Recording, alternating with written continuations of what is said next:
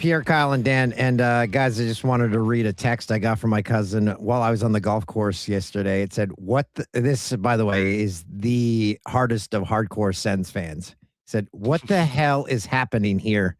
And then sent me the release from the Senators about Daniel Alfredsson. So that's how it's hitting Sens fans. They see Daniel Alfredsson going to the Leafs as the biggest, what would be the word to describe it? Turncoat would be a turncoat, because Alfie, you're supposed to hate the Leafs, and now he's a Leaf. Pierre, your thoughts, your comments on all of this happening. It's not the first time that Daniel actually left the Ottawa Senators. He left to go to the Detroit Red Wings as a player. That's right. And you have to remember the bond between the Swedish players was really formed in 2006 over in in Turin, Italy, when they won the gold medal. And the key to that component was Matt Sundin, Nick Lidstrom, and obviously Daniel Alfredsson. Those were the three go-to guys that Olympic year.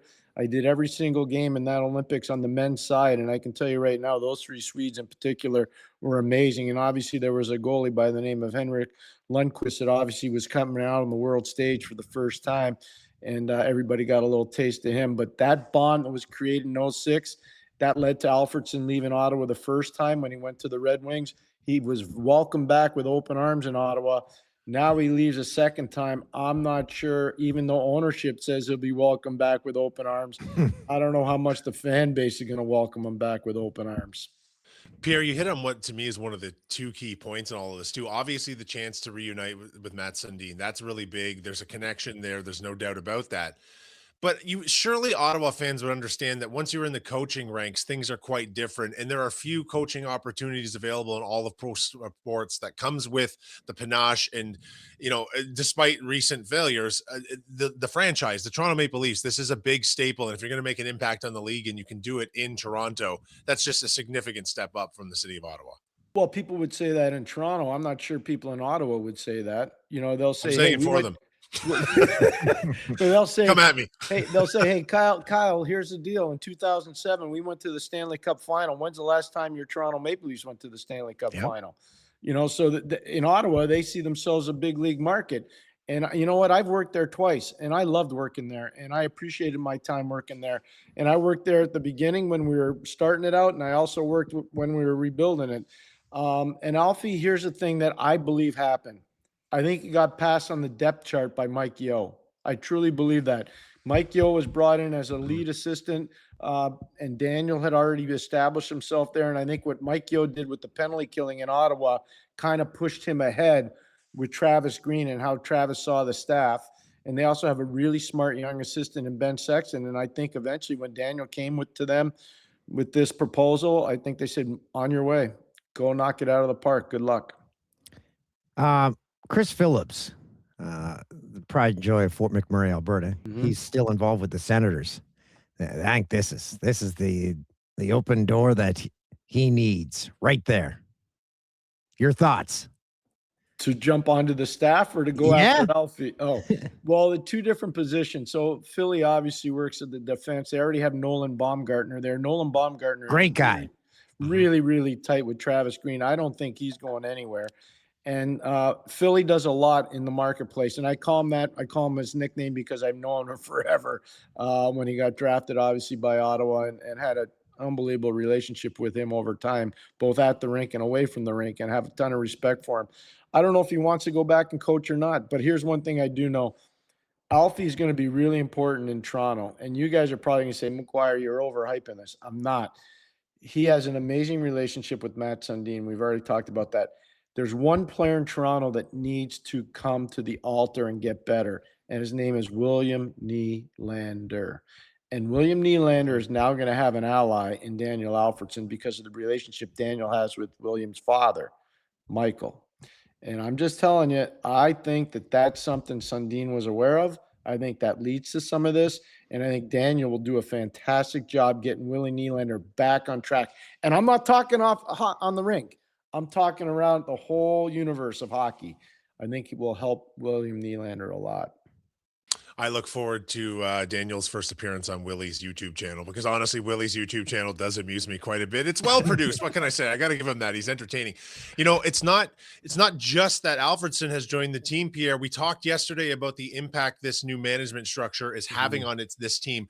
Absolutely putting their print on it immediately. And there were more coaching changes, the least of which, of course, is to call up Calder Cup champion from the AHL's Toronto Marlies to the big time. Now, John Gruden is an assistant coach of the Toronto Maple Leafs, and that impact's going to be huge too, because he's done such a good job with the Marlies, and he deserves there. I mean, there was a point where they talked this guy might get the head coaching position, but this is probably the right step for him to maybe then succeed down the road. It's his second foray into coaching in the National Hockey League, and I can't agree with you more, Kyle. I really mean that. He was very good when he was in Boston. I don't think the Boston Bruins wanted to lose him. He's a former teammate of their general manager, Donnie Sweeney, in Boston. And I think the fact that he was able to take this Leafs farm team to the Calder Cup and to win, it's phenomenal. He's going to have all the intel when it comes to call-ups. He'll know all the players. Jim Hiller will know none of those players.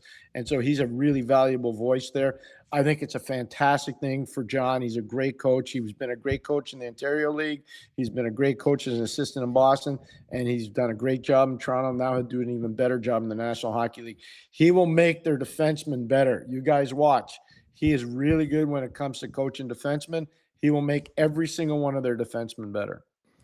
So John Chayka is showing the league and Leafs fans, I'm going to make this team a better team. I'm going to do things differently. I have no loyalties to players that are here, players that were never Leafs, bringing in Daniel Alfredsson. So if you are a current Leaf right now, like Morgan Riley, are you nervous? Are you saying, okay, my status here means nothing? Or are you excited because of the fresh blood, the new voice in the room, and the new look already to this Toronto Maple Leafs team? If I'm a player like Morgan Riley and I haven't already spoken to them about their ideology and what their plans are for me long term, then maybe they're not as smart a management team as what we're giving them credit for. I think those conversations have happened. I think they happened a long time ago. I think Morgan understands exactly where he fits right now within the confines of the Toronto Maple Leafs stand. I would be surprised at this point if they were going to move him, but if they do move him, they're going to get what they perceive as market value for him. It may not be as high as what the fans want, but I have to think he's very comfortable knowing that they've probably spoken to him about their ideology, what their plan is long-term, and where he fits or doesn't fit. If I were a player right now around Toronto, like if I was Austin Matthews, I'd be salivating with the opportunity to potentially play with, Gavin McKenna. I'd be salivating at the chance of having a coach that I'm very familiar with in Jim Hiller. I'd be salivating at the opportunity that we actually have puck movers on the back end now with Darren Radish and Emil Andre that are going to make it an easier game for us offensive forwards to play. So I'd be really excited. And you can't be more excited if you're a Leaf than to know you have Sergei Bobrovsky to 10 goal as a starter. I mean, I'm really excited. And Dan, I talked to Kyle yesterday. I'm sorry to be long-winded on this one, but I'm passionate about it. I didn't prejudge the hiring of John Chayka. I didn't think it was appropriate to prejudge. A lot of people took runs at him. I didn't feel comfortable doing that. I don't like to judge people in this league until they actually show what their body of work's going to be or potentially how it will play out. They've done a really good job right now. Anybody in the league that says they haven't done a good job, it's because they're jealous and they don't like them. This whole management team's done a really good job right now. I just want to say I'm on the record as saying it was a smart move because this guy has been watching the league move on without him. So he has been plotting, he has been analyzing, he's been watching, and he finally gets to put his project into play. Love it. To both of your points, like he's very much doing that. Like if you're complaining about, like, obviously we don't know what the on ice product looks like yet. We can't do that in July, but it's going to look different. There's been too many personnel change. There's too much attitude change here, and there's just too much turnover for the product to not look different. And as a fan of the team, what else could you truly ask for? Let me jump in because if you heard Chayka last time he talked, he's taken slight jabs at the previous coaching and management. He said you can't win if you're just loading up on two lines. So that's a dig to the way the team was built for the last 10 years. Well, Sorry, go ahead, Pierre. Go ahead. no, I want to hear what you have to say. I'll jump Well, in. no, because I want to transition to a quote you sent me from Craig Berube yesterday, because we're talking about taking jabs, and Craig Berube is actually a class act. I think this is a very subtle jab, and I'm kind of tired about talking about the Mitch Marner thing. That's done and gone. A whole season's passed. He's moved on. Clearly, he was nearly the Conn Smythe Trophy winner for the Las Vegas team that he now plays on. However, Craig Berube has a very interesting quote about him that I actually think is less about Mitch Marner and more about the management structure he was working with. And that quote was, "I thought Mitch was the energy. He brought the energy and the emotion to the game. I thought on a nightly basis, focal guy. If he came back to the bench, he let guys know, pick it up, let's go. I thought we lost our emotional leader for sure." That's a shot at the old management team for letting this guy go, isn't it? It sure is 100%. And that's why I sent that to you. Yeah. You can tell there was a dysfunction, a malfunction at the junction, I like to call it, when it comes to coaches and general managers not seeing things from the same page. I feel really bad for Craig. I think he was a victim of circumstance. Agreed. I'm not taking a run at Brad Treliving. I'm not taking a run at Shane Doan. Not taking a run at any of those guys because I wasn't in the room. But I'll tell you right now, I'm on the record, and I said it to Kyle and Dano. I know I sent it to you. When they didn't stand up to the fans and the media on Mitchell Marner, it was the beginning of the end.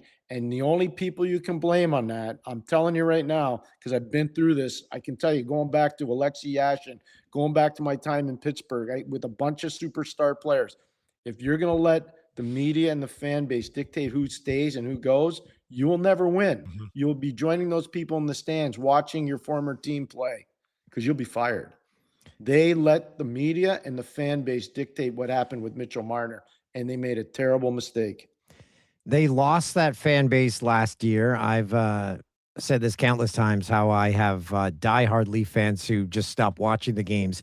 Mm-hmm. And credit to the Leafs' current management. They have switched, they have turned that on a dime. People are talking about the Leafs with excitement for the first time in a long time. And again, as Kyle said, who knows what this team's going to do? But you have done something, and that is recharged an entire fan base. The city's electric. I was there for the draft, and I was also there for the Hockey Hall of Fame Selection Committee meeting. So that's back-to-back weekends when I was in Toronto. I was blown away by the enthusiasm and the passion and the energy around the Leaf brand. Because when I was there earlier in the year, especially when people knew they weren't making the playoffs, it was a whole lot of nasty. You know, you go out for dinner and people say, this team stinks and this stinks and that stinks. And I'm like, yes, not very good. But yeah, I don't like to take runs at people. I've been in their shoes. I know what they're going through. It's not a lot of fun. But I would say this, it's an exciting time to be a Leaf and a Leaf fan. It really is, because I see what they're trying to do. I think most people do. Sundin's not getting enough credit. I know Chayka deserves a lot of credit. Sundin's not getting enough credit. And they've now insulated Jim Hiller with the right people to play to his strengths, which is power play, and his weaknesses, which not so much great defensively. That's where Gruden comes in. Alfredsson's going to help a lot of those guys who were laboring last year. I think it's great. The fact that they kept Sullivan, I think, is really good. Steve is a good boy, and he's going to do a good job there. And as much as I like Mike Van Ryan, as much as I like Derek Lalonde, I can understand how they became odd men out. I really do. Okay, Pierre, so I want to ask you this, and going back to the fact that we talked so much about how much of a transition this team's taken, both in the front office, behind the bench, and then the players that'll be on the ice. There's a massive amount of turnover with this team. So now here we are a week into July. What is the process like for a team that experiences this much roster, coaching, and management turnover to come together as a unit in time to get the season off to a good start? Because a lot of these guys haven't been in the room together. So is that starting now? Are there messages being exchanged? How does a team with so much turnover gel in this short a period of time? Kyle, what an awesome question. So because we have these new technologies, I got to believe that there's going to be mass text message accounts, where team accounts, where the guys that are perceived to be on the lineup, and even some guys are going to have to work hard to get in the lineup, they'll be exchanging notes. This is where coming in early really does matter. So if you're a guy that's not living in Toronto and you're living outside of the community, you're coming in probably in early August to be with the guys, to skate in the mornings, to work out in the gyms, to have some lunches or some dinners, or maybe some team dinners. This is where the leadership matters. I think it's fantastic, but that's what you have to do. You can't have a bunch of mercenaries. Everybody needs to know they're all on the same team. So it's a great question. I think it really does have merit, and I'm excited to see how it plays out. But this is where we're going to find, like, everybody talks about Austin Matthews. He's the captain. I would agree. Don't forget who the longtime captain was before that, John Tavares. This is where Johnny T really does matter for this team. That's why he's a holdover and an important one. Matthew Nice has to be patted on the back and told, dude, there were a lot of rumors about you. You're a Leaf. We want you here. Austin Matthews, yeah, boom. We know what you're all about. The biggest one, I really believe, if they can find a way to ignite Nylander in every facet of the game and away from the rink, that's going to be huge for that team. Pierre, sorry, can I just jump in for a second too? Yeah. And you're talking about Austin Matthews, the current captain. John Tavares is, he's still sort of the de facto guy in the room to some degree, right? He was the previous captain. But the additions of Matt Sundin and Daniel Alfredsson, who were also captains in the NHL and not that far removed from their playing days, that has to matter on that same level. 100%. I can tell you right now. And I think the fact there's energy, we haven't talked about it enough. I mentioned his name before. This Gavin McKenna kid's good. Like, I don't think people realize how good this guy is. I've been watching this guy since he's been 14 years old. I'm not saying he's Crosby. Please don't misunderstand me. But they're characters that are similar between the two. Character issues that are similar between the two. So I'd be stoked if I were a Leaf right now. You got young guys coming in. You got older guys coming in. You got really good depth players that are coming in. You've tried to address the lack of puck movement on the back end. Tanev is going to be back, which is really huge news for them. You talk about character and courage and coachable. That's Christopher Tanev. And you got the ultimate X factor player in Bobrovsky. I think things are really positive here, Dan and Kyle. I really do. Last big name goalie the Leafs had was Ed Belfour. Do you see similarities in them bringing in Bobrovsky in the same stages of their career? I don't know what age Belfour landed in Toronto, though. No, but Eddie was just coming. He was still in the prime. He still had game left. Yep. Did a lot of those games. You were working with Jay on right at the time. We are all part of the same team. And I do think that there are a lot of similarities. I really do, Dan. I think it's a good point. I think it's relevant. He was 38, by the way. He's a year older. So a year older. Here's the one thing I'd say about Bobrovsky. He's never really been significantly injured. He really works hard, and he chose to come to Toronto. Think about that. There were other options for him. LA was an option. Edmonton was an option. I have to think there were a couple other teams that may have been an option for him. He chose to come here. There's a reason why he chose to come here. And he didn't choose for the money. He could have got more money in other places. Ready to play 1 degree of Pierre McGuire. By the way, I was looking at the cards here. I have a Craig Berube Leafs card. Yep. He was traded from Calgary to Toronto. So I am going to handpick one. Yeah. Just so we can stick with the Leafs. Okay. You can do one of two because they're right on top of each other. Mike Krushelnyski or Doug Shedden. Well, I coached against Doug Shedden, so I can do him, and I know Mike really well from his time, especially. Okay, Doug Shedden. Doug Shedden, good player, smart player, guy that Looked really like he's wearing the Rick Vive helmet in this pick. Yeah, too. he did. He could score. Shedden could score. He also played for the Pittsburgh Penguins.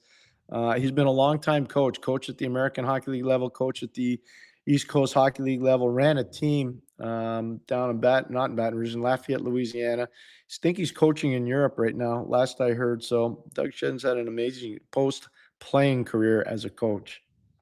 Okay. We did it. Thanks, Pierre. Oh, it's always fun.